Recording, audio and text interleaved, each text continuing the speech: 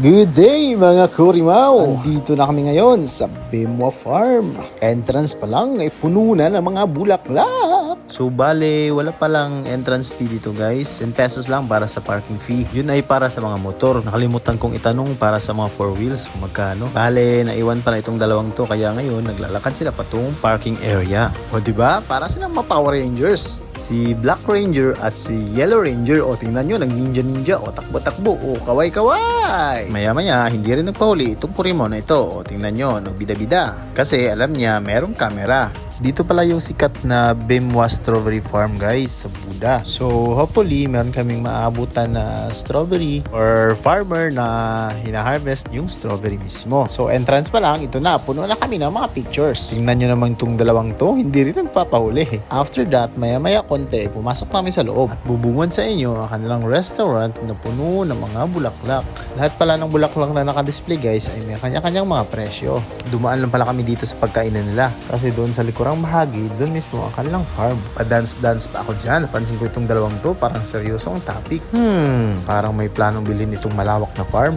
Sana all. Tingnan nyo naman itong Kurimaw na to, parang tipaklong, patalon-talon. Ayun, sumenyas na ng let's go. Country road, please take me home to the place I belong. As Virginia, mountain mama, take me home. Country road. So ayun, transition na agad. Let's go. Walking around the strawberry farm. Napansin ko pala guys, hindi lang pala strawberry yung tinatanim nila dito. Iba't ibang klase rin ng mga gulay. Yung mga gulay na karaniwang nabubuhay sa mga malalamig na lugar. Tulad ng lettuce, Chinese pichay, repolyo, carrots. Ay mali, wala pala silang ganyan. Hindi lang pala ako sure guys kung meron silang tanim doon sa mga naibanggit ko. Napakalawak kasi nitong taniman nila. Strawberry at lettuce lang yung naabutan namin na tanim nila dito. At saka makikita nyo naman sa video kung gaano kalulusog itong mga tanim nila.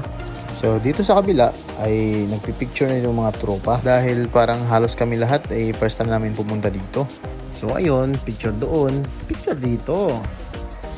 Tingnan nyo, ang lawak ng farm nila. Maya-maya ay kami na naman sa pwesto nila. Siyempre, hindi kami pahuli dito. After nito, yun na nga, tingnan nyo naman.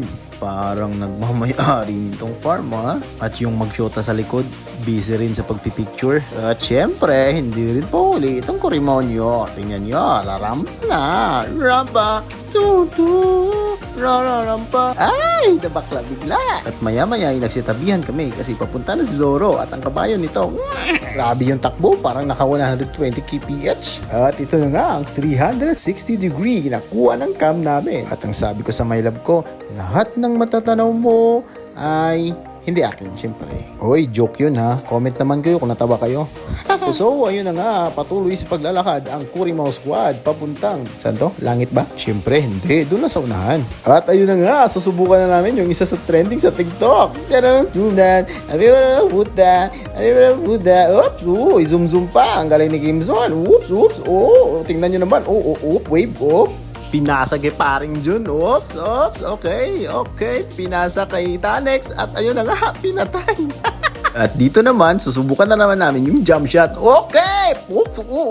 Yung muntik na yun ah. At tingnan nyo naman kung anong ginagawa ni Carlo Dalisay dito. Parang tipaklong na naputulan ng pakpak. At ayun na nga, sa side na to, ay parang may bahay ng aso. Kaya pinasok ko. Mukha na tuloy akong aso dito oh. At ito na nga, simpleng pa-cute lang ang ginawa ng isang to. At nagsitabihan na naman kami dito kasi dumaan na naman yung kaibigan Zoro. At sa tingin ko parang naka 250 kph. Kph is kilometer per home. Tama ba yun pre? At maya-maya ay napagdesisyonan na namin na bumalik na sa aming mga motor at didiretso na sa aming last destination. At yon ang Salurayan Mountain Resort na makikita sa Kitaw-Taw, Bukidnon. Let's go! At habang naglalakad kami pa uwi, pinakita ko sa kanila ang nakatago kong talento. At bago kami umalis ay kumain na muna itong si Cardo. Dahil nga feeling ko ay napagod sa kakatalon. Isa pa nga! At grabe guys, ang sarap ng putahin in-order ni Cardo. Umuusok-usok pa, parang hinalang ata ito. Sarap naman. Patikim naman pre. At maya-maya konti, retouch na naman kami ni my love ko. Nilagyan na naman ako niyan ng sunscreen kasi daw para protekta sa kutis sa mukha. At after this, ay biyahe na naman kami papuntang Salurayan. See you sa part 3. Abangan!